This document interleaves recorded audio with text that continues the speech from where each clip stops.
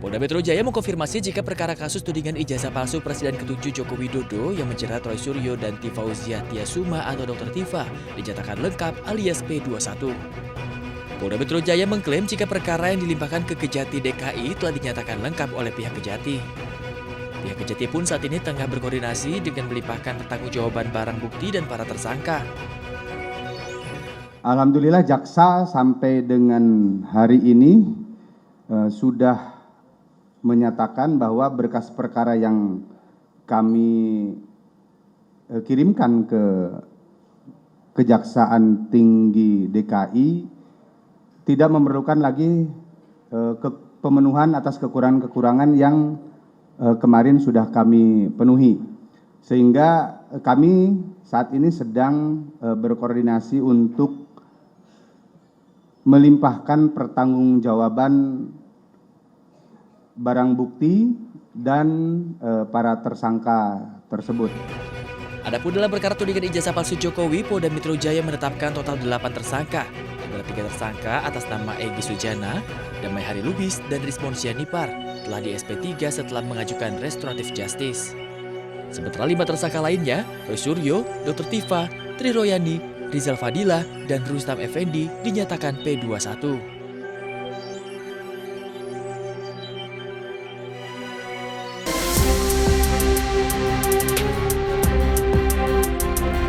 Ratusan koper milik jemaah haji Indonesia mulai dikumpulkan di area pemondokan untuk melewati proses penimbangan awal sebelum diangkut ke bandara.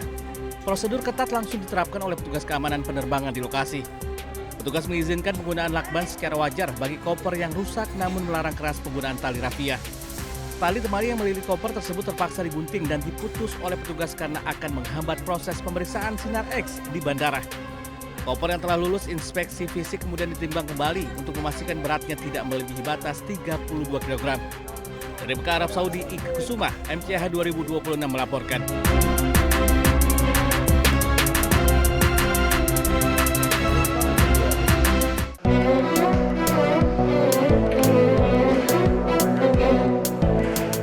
Video amatir merekam proses pembongkaran koper jemaah haji yang terdapat air zam-zam di dalamnya. Petugas penyelenggara ibadah haji PPIH Arab Saudi mengingatkan jemaah haji Indonesia agar mematuhi aturan bagasi saat pemulangan ke tanah air. Salah satu pelanggaran yang masih banyak ditemukan adalah penyimpanan air zam-zam di dalam koper bagasi.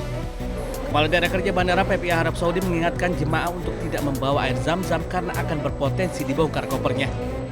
Jemaah haji akan mendapatkan haknya berupa air zam-zam di tanah air yang telah didistribusikan ke asrama haji di kabupaten kota. Selain air zam-zam, jemaah juga diingatkan untuk tidak membawa barang-barang yang dilarang dalam bagasi maupun kabin, seperti senjata tajam, senjata api, dan powerbank yang disimpan di bagasi.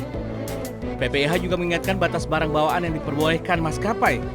Setiap jemaah hanya diperkenankan membawa 1 koper bagasi dengan berat maksimal 32 kg, 1 koper kabin maksimal 7 kg, serta tas paspor.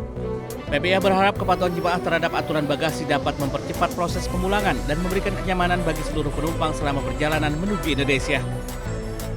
Dari Jeddah, Arab Saudi, Eti Juitasari, MCH 2026 melaporkan.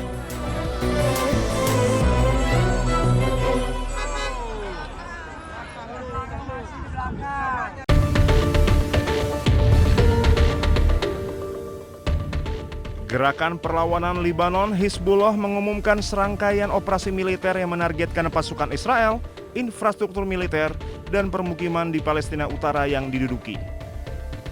Pasukan pendudukan Israel tetap tidak mampu mengkonsolidasikan kemenangan meskipun telah berbulan-bulan berperang di Lebanon Selatan.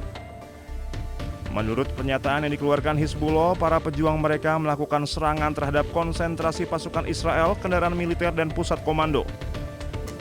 Hizbullah juga melancarkan serangan roket dan operasi drone yang menargetkan permukiman dan situs militer di seluruh Palestina Utara yang diduduki.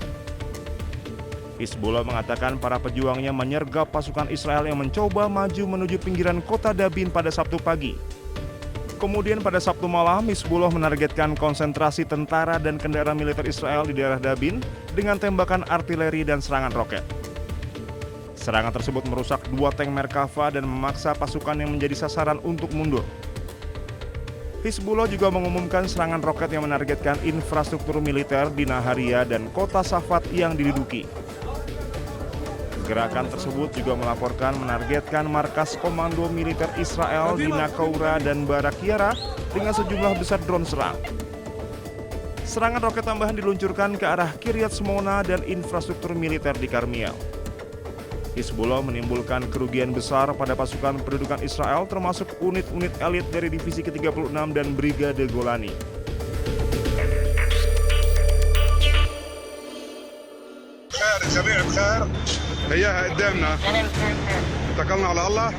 Militer Israel melancarkan gelombang serangan udara besar-besaran dan meluluhlantahkan kota Tyre, Lebanon Selatan.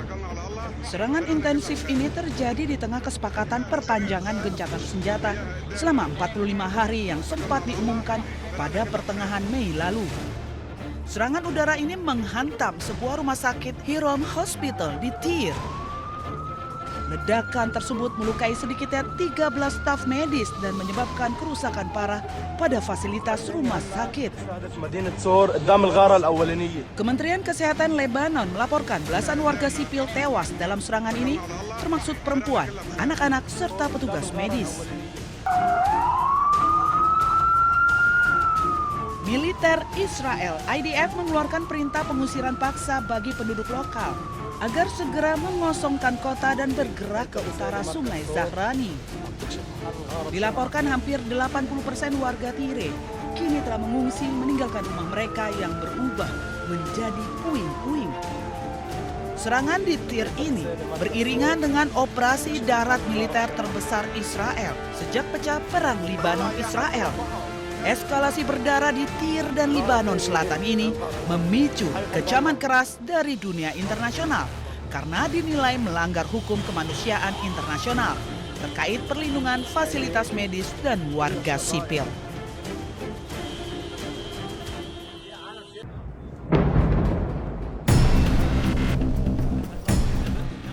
Kota Nabatia, Lebanon kembali dibombardir Israel. Di tengah gempuran dan kondisi gawat darurat, para medis dan relawan berusaha mengevakuasi warga yang menjadi korban serangan. Di bawah tekanan dan ketakutan akan serangan terhadap para medis, mereka melakukan upaya penyelamatan namun juga harus menghadapi ancaman keselamatan terhadap nyawa mereka.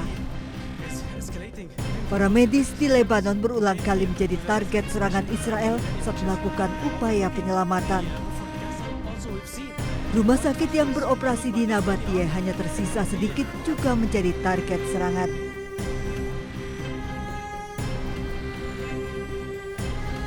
Para medis menjadi saksi kekejian Israel di garis depan di kota Nabatie yang luluh lantak. Kala serangan mereda, bahaya juga menghantui para medis Lebanon dari ancaman reruntuhan bangunan yang masih rapuh.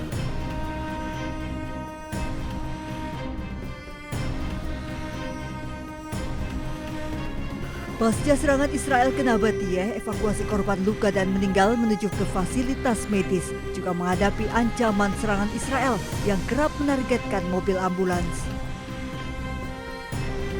Kota Nabatie yang luluh lantak merupakan kota tua bersejarah peninggalan era Ottoman yang berusia lebih dari 5 abad.